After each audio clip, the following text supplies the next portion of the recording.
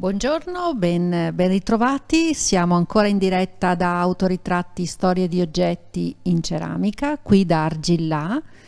Siamo all'interno dello spazio di Quasar, che è un coworking e uno spazio per eventi. Io ovviamente, come avete già capito da questa mattina, noi continuiamo a fare interviste. In questo momento facciamo la terza intervista perché sono venute a trovarci la Cristina Rizzato di Impronte Gioielli ed Elisabetti di Terre Storte. Esatto. E quindi abbiamo deciso di fare una intervista a tre proprio perché in questo caso sono attorniata da due ceramiste che partecipano alla mostra, e quindi voi potete votare l'opera sia online su www.arcadeitalenti.com, sia venendo a trovarci qui negli spazi di Quasar. Allora chiedo a Cristina Rizzato un po' di raccontarci chi siete, perché in realtà voi siete un duo e arrivate da Trento, e quindi raccontarci un pochino chi siete.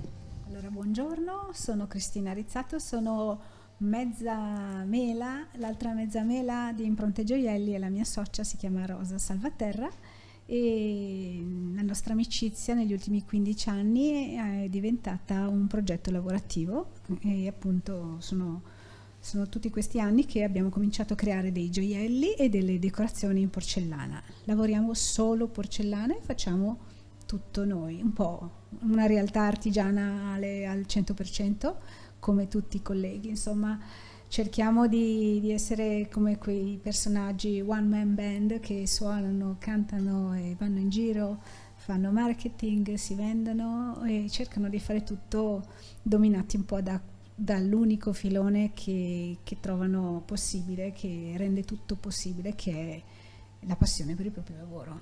Non ci sarebbe nessun compenso e nessun riconoscimento sufficiente per farti stare sempre in laboratorio, sempre con la testa sul pezzo, a volte puliti, a volte sporchi, a volte a far contabilità, a volte a far telefonate, se non un'enorme passione per quello che si fa e voglia di farlo sempre meglio. Esattamente. Un'altra che ci parla di passione invece qui è Elisabetti. Presentaci un attimino, fatti conoscere, che così sappiamo di cosa parliamo oggi. Allora, io sono Elisabetti, ho un laboratorio di ceramica a Como e niente, anch'io ho cambiato tutta la mia vita per fare questo lavoro. Soprattutto a un certo punto ho deciso di smettere di produrre oggetti per la vendita, cioè lo faccio più per passione in realtà che per vendita, e ho iniziato a insegnare agli altri a lavorare con l'argilla, creare oggetti o semplicemente anche farlo per sfogarsi dopo una giornata impegnativa. L'argilla ha questa capacità incredibile di assorbire le emozioni e restituire un pochino di quiete, secondo me. E quindi il mio lavoro è tutto basato proprio sul rapporto con le persone.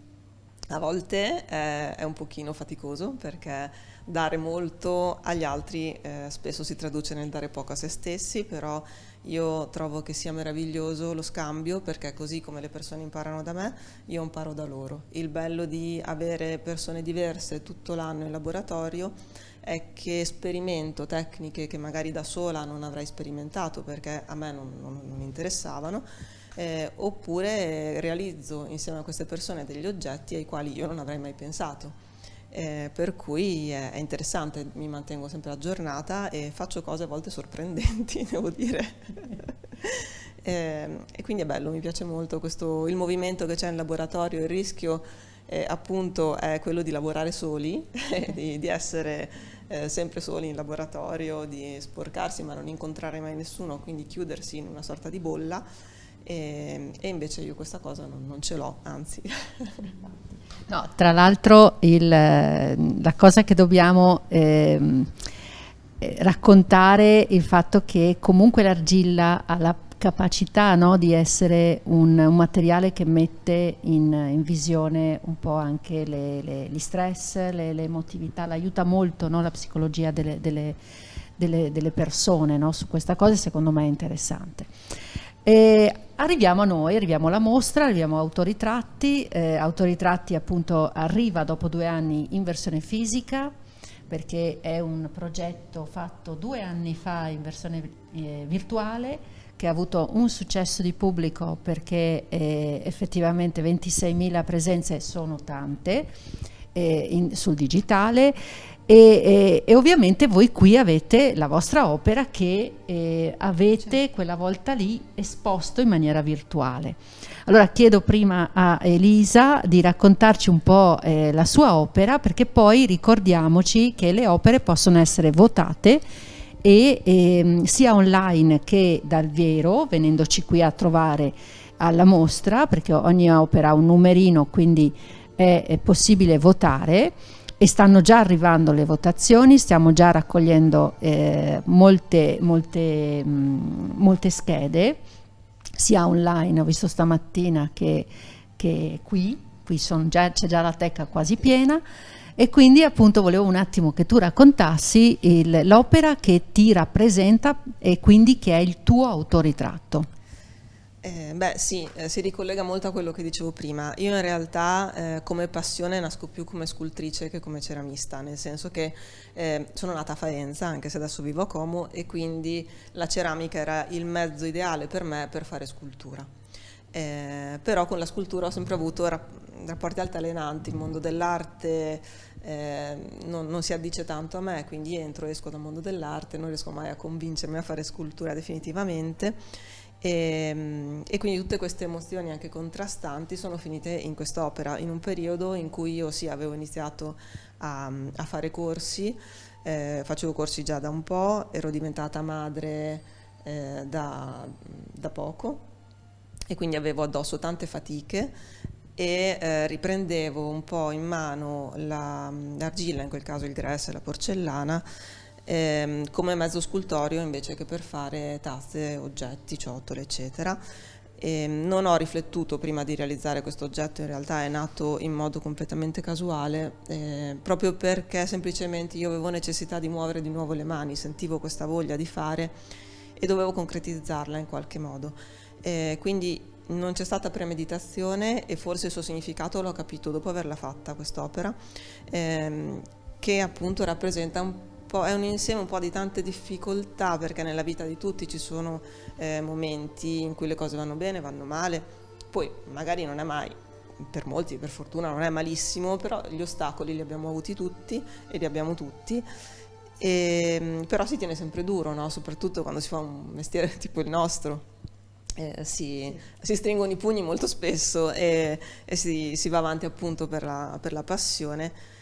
E quindi rappresenta un po' questo. Alla fine la forma mi ricorda un cuore, cioè questo cuore che è un rotto, spezzato, che ha tante imperfezioni, se vogliamo, che dal mio punto di vista però lo rendono molto bello, e ha anche questo pugno, questa mano chiusa a pugno, che è fatta in porcellana, e la porcellana è un po' l'elemento puro per eccellenza, quindi rappresenta veramente, cioè, sotto questa scorza ruvida, diciamo, del cuore c'è comunque un'interiorità cristallina che vuole resistere un po' al nostro mestiere. Guarda, io l'ho vista prima di incontrarti e posso veramente confermare che la lettura è la medesima che hai dato tu, proprio di un oggetto stratificato in cui c'è magari una parte più dolorosa, ma poi ce n'è una brillante, pura, bianca, bellissima, e mi ha colpito veramente molto. Grazie mille. Sì.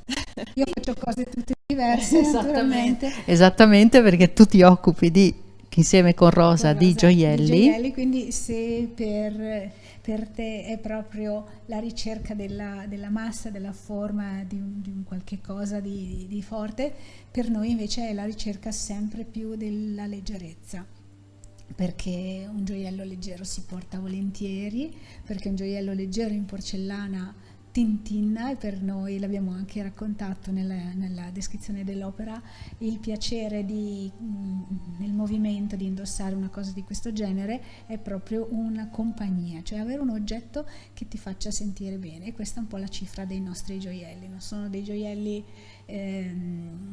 troppo vistosi, ancorché qui abbiamo scelto una cosa in bianco e oro, per necessità, un pochino anche così per staccarci da altre cose, ma sono gioielli proprio che puntano ad essere dei compagni quotidiani di una donna, assolutamente una donna qualunque, come siamo noi tre, nella propria semplicità, nei propri momenti, nella vita di corsa, nella vita magari anche un po' più spensierata raramente, ma insomma, ecco, un gioiello che ti accompagni sia che sei nella versione migliore di te, sia che sei nella versione ore 18 e devo ancora fare la spesa e la cena, ecco.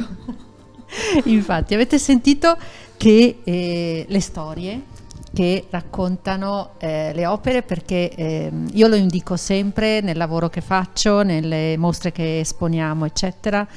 Gli oggetti hanno una storia, questa storia deve essere raccontata e dovete, chi la guarda, chiedere che venga raccontata, perché troppe volte scambiamo, specialmente negli oggetti di artigianato, li diamo un po', li scambiamo per oggetti qualunque, no? Li guardiamo e basta. In realtà ogni oggetto ha una storia importante. Adesso vorrei fare un giochetto con voi due, visto che vi ho tutte e due, e quindi chiedere che ognuna faccia una domanda all'altra. E quindi chiedo a Elisa, adesso facciamo da lei, che domanda faresti a Cristina?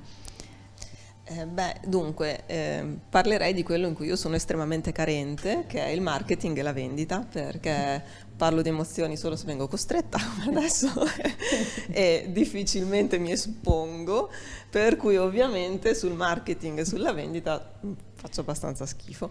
E quindi, però è necessario, cioè magari una volta se avevo una bottega, c'era passaggio davanti alla bottega, la gente entrava, comprava, ma adesso bisogna entrare in un mercato più ampio e mi chiedo come si gestisce, come funziona Premesso che stai parlando con una persona che fa molta fatica ad affrontare questo tipo di lavoro, cioè il lavoro del marketing. Bisogna farlo perché non si può lavorare solo per se stessi.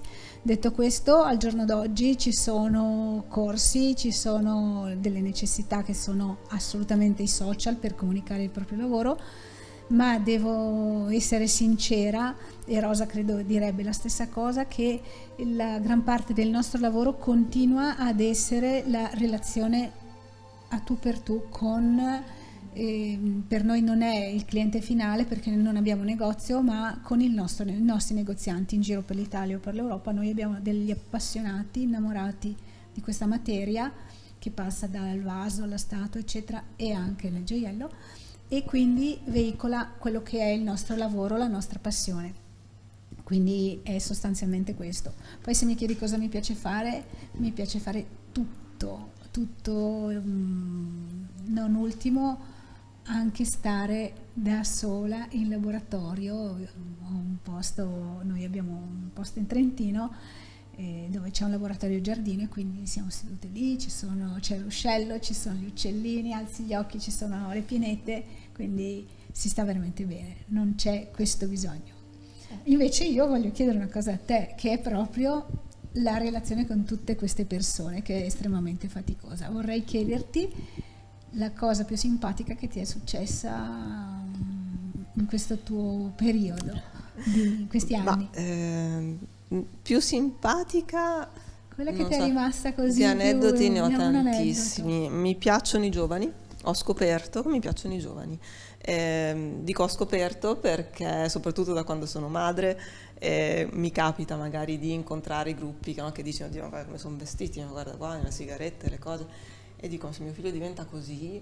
E invece mi è capitato, soprattutto in quest'ultimo anno, di avere molti ragazzi intorno ai 20 anni in laboratorio, e uno non lo direbbe perché si pensa al laboratorio di ceramica, viene la signora a fare i vasetti, no? E invece ho tanti uomini ma anche tanti ragazzi giovani, sia maschi che femmine, e c'è un mondo, cioè i giovani non vengono a fare il vasetto, fanno delle piccole sculture, ci mettono dentro tanto e mi ascoltano davvero. Poi magari uno li vede arrivare, no? Un po' come va di moda adesso, quindi i vestiti, adesso non voglio fare la vecchia del momento, ma quello è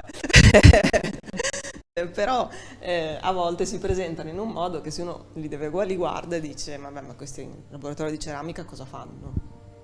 E invece tanto interesse, tanta profondità che guardandoli da fuori non pensavo.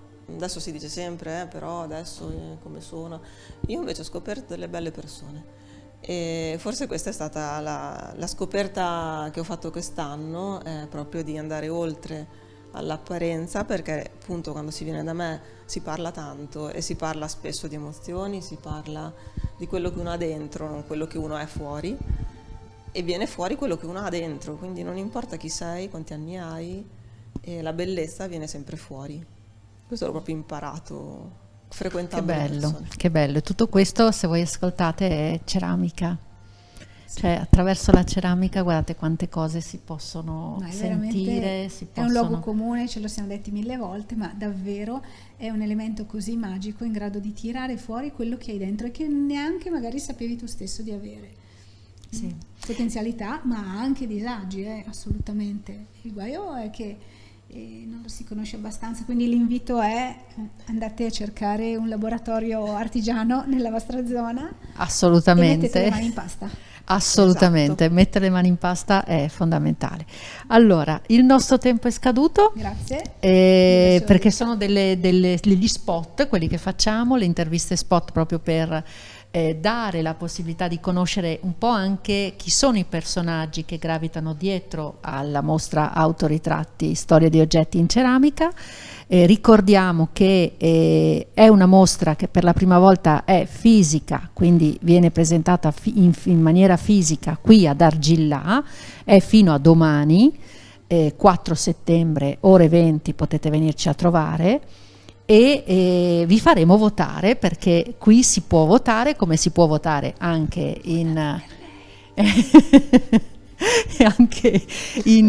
perché poi tra l'altro la cosa bella è che vincono un video livello professionale e poi una mostra fatta proprio personale sul lavoro che fanno, quindi ci sono in premio anche in palio dei premi anche importanti, quindi è giusto promuovere e far sapere chi siete. Io vi saluto, vi do appuntamento per il prossimo intervento che faremo, e saluto le mie ospiti Cristina ed Elisa. Grazie. E Ares che è qua sotto, il cane.